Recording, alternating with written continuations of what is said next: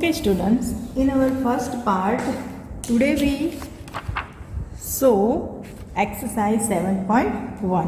Okay तो वो बहुत इजी थी, तो आज ही हम पार्ट 2 भी शुरू कर देते हैं, जिसमें आज के टॉपिक्स हैं. First topic fraction on the number line.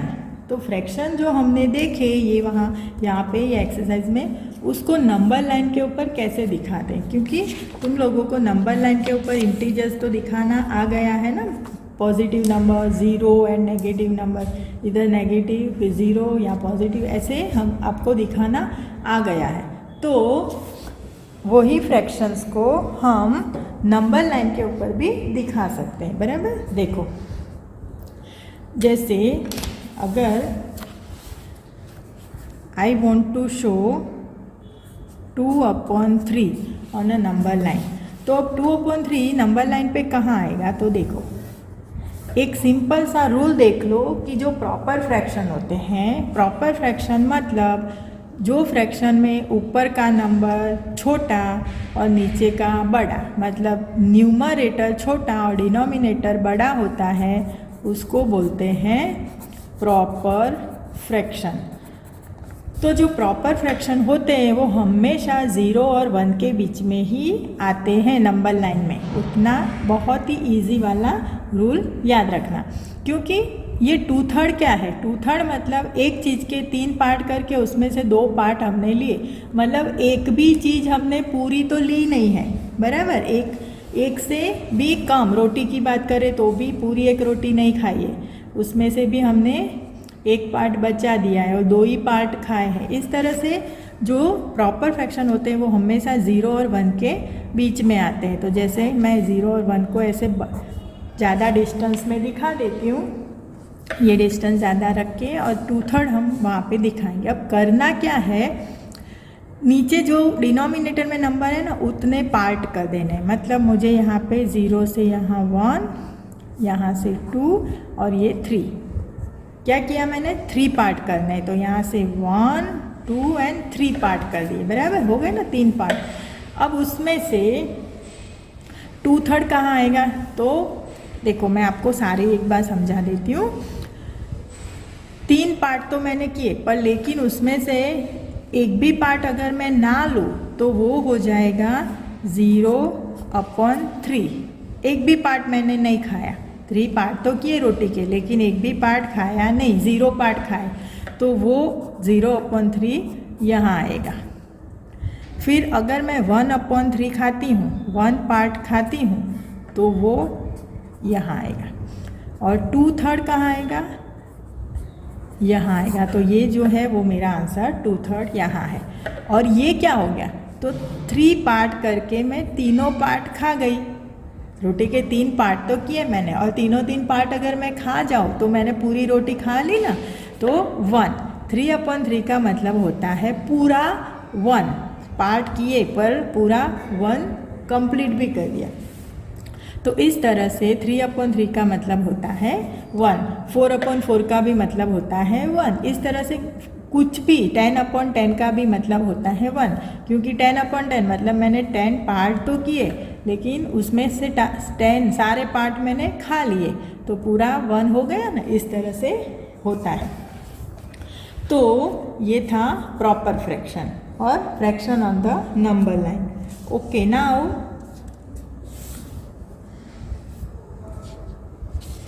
इसमें सेकंड वाला पॉइंट है प्रॉपर फ्रैक्शन, जो मैंने अभी आपको समझा दिया. और दूसरा है इम्प्रॉपर एंड मिक्स्ड फ्रैक्शन. अब इम्प्रॉपर फ्रैक्शन क्या है, तो इससे ऑपोजिट, मतलब अगर मैं इसको उल्टा कर देती हूँ, 3 ऊपर 2 नीचे, तो क्या हो गया, न्यूमरेटर बड़ा हो गया और डिनोमिनेटर छोटा हो गया. तो ये हो गया इम्प्रॉपर फ्रैक्शन. Improper fraction. ठीक है. ओके, तो न्यूमरेटर बड़ा, डिनोमिनेटर छोटा, इसको बोलते हैं इम्प्रॉपर फ्रैक्शन. ये आप याद रखना. अब जो इम्प्रॉपर फ्रैक्शन होता है ना, उसको हम मिक्स्ड फ्रैक्शन में कन्वर्ट कर सकते हैं. अब मिक्स्ड फ्रैक्शन में कन्वर्ट करना वो भी बहुत इजी है, तो चलो वो भी मैं आपको लोगों को सिखा देती हूँ. उसके लिए मैं एक दूसरा नंबर लेती हूँ अपॉन 18/7। तो 18/7 तो क्या है, इम्प्रॉपर है, उसको मुझे मिक्स फ्रैक्शन में कन्वर्ट करना है। तो मुझे करना क्या है, ये शायद आप लोग पहले के स्टैंडर्ड में सीख चुके होंगे। तो 18/7 को मैं 18/7 करूँगी। अब 7 का टेबल बोलो, डिवीज़न करो इसको, 7 2 14, माइनस करो 4 बचेगा। अब ये डिवीज़न हो गया हमारा सिंपल सा। अब आंसर लिखना है मिक्स फ्रैक्शन में। तो ये जो मेन आंसर है ना, 2 तो हमारा मेन आंसर होता है ना, उसको पहले लिख दो। याद रखना बेटा, जो मेन आंसर होता है वो पहले इंटीजर बन जाता है, मेन। ये बच गई रिमाइंडर, तो उसको फ्रैक्शन फॉर्म में, ऊपर पार्ट है ना, 4 क्या है, पार्ट है, तो फ्रैक्शन में। और नीचे जो होता है ना, यहाँ पे नीचे क्या था, 7, तो 7 का 7 ही नीचे आ जाएगा। ध्यान कहाँ रखना है, इन दोनों में। जो मेन आंसर है वो आगे पहले, रिमाइंडर है वो ऊपर, ठीक है बेटा। और डिनोमिनेटर तो डिनोमिनेटर में ही रहेगा। तो ये दोनों ध्यान से लिखना, देखो उल्टा पुल्टा ना हो जाए। तो ये हो गया, क्या हो गया, ये मिक्स्ड फ्रैक्शन, ये मिक्स फ्रैक्शन हो गया। अब ये मिक्स फ्रैक्शन को इम्प्रॉपर में भी कन्वर्ट कर सकते हैं। ये जो हमारा इम्प्रॉपर था ना, तो इसको इसमें भी कन्वर्ट कर सकते हैं। इसको हमने इसमें किया ना, अब इसको इसमें। देखो सिंपल, क्या करने का, तो मल्टीप्लाई किसका, यहाँ से शुरू करने का, मतलब 7 इंटू ये हमारा, जैसे ये मिक्स फ्रैक्शन है तो यहाँ से इसको मल्टीप्लाई करो, 7 2 14, फिर उसको प्लस कर दो, किसको, ऊपर वाले न्यूमरेटर को। तो 7 2 14, 14 + 4 18, और डिनोमिनेटर तो वही रख देने का हमेशा। तो ये हो गया हमारा इम्प्रॉपर फ्रैक्शन। अंडरस्टूड? बस, तो ये दोनों इस तरह से इंटरचेंज हो सकते हैं। नाउ तीनों पॉइंट मैंने समझा दिए। Now we will solve exercise 7.2। So draw question number 1, draw number lines and locate the points on them. अब फर्स्ट वाला जो ये वाला पॉइंट समझाया था ना, वो मैं आपको यहाँ पे सिखाती हूँ। Exercise 7.2 question 1, draw number lines and locate the points on them. कौन से पॉइंट है, 1/2, 1/4, 3/4 एंड 4/4। समझ में आ गया कैसे करेंगे? तो you will draw a number line with a scale and pencil. अब देखो सारे के सारे प्रॉपर फ्रैक्शन है, न्यूमरेटर छोटे, और ये होल है 4/4। देखो मैंने आपको सब समझा दिया, अब आपको समझ में आ जाएगा। तो अब ये 1/2 को साइड में रखते हैं, और सारे दूसरे डिनोमिनेटर क्या है, 4, मतलब कि मुझे 0 और 1 के बीच में कितने पार्ट करने हैं, 4 पार्ट करने हैं। तो जैसे ये आधा हो गया और ये उसका भी आधा हो गया, मतलब 1 2 3 और 4 पार्ट मैंने कर दिए। अब मैं उसको लिखूंगी। तो देखो 1/2 मतलब पूरा जो है उसका आधा, तो ये हो गया 1/2। चलो 1/4 मतलब 4 पार्ट किए, उसमें से 1 पार्ट लिया, तो ये हो गया 1/4। 3/4 तो 1 2 एंड 3 पार्ट ले लिए, तो ये हो गया 3/4।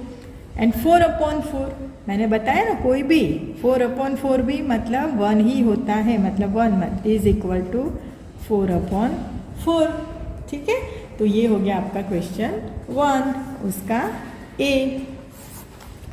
सो अब क्वेश्चन जो बी है वो आपको अपने आप से करना है। क्या करना है बेटा, नंबर लाइन ड्रॉ करनी है, उसमें 8 पार्ट करने हैं, 0 और 1 के बीच में 8 पार्ट करने हैं। ध्यान रखना, लाइन खींचते टाइम पार्ट करने हैं।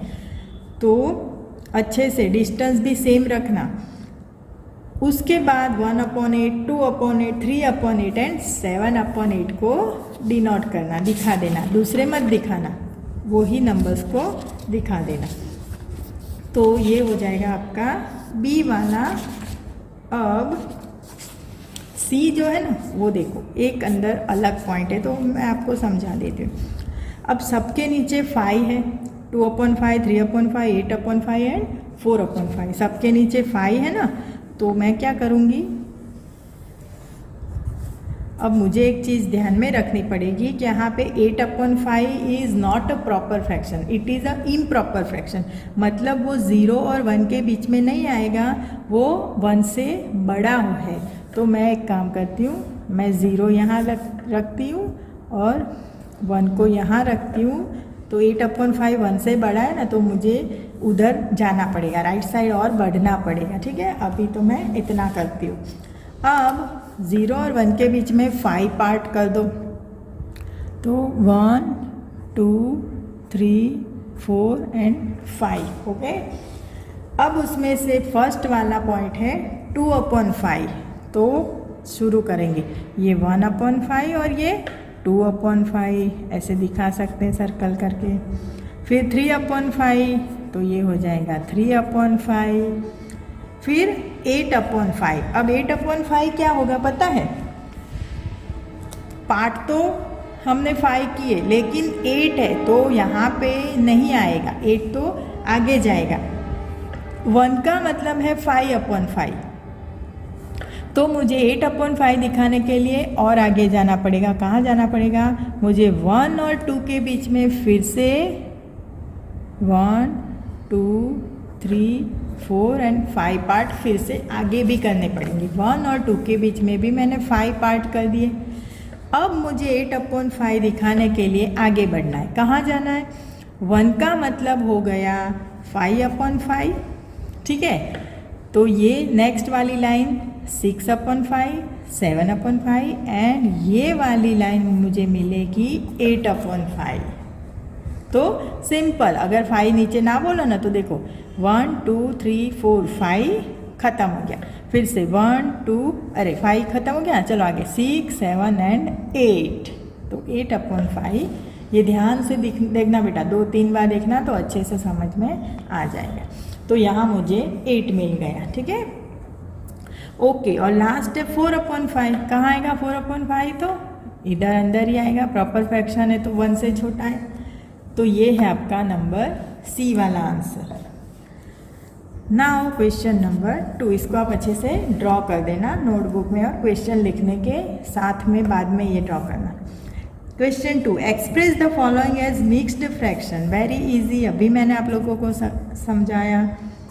तो एक्सप्रेस द, पूरा लिख देना आप, मिक्स फ्रैक्शन में कन्वर्ट करना है मुझे।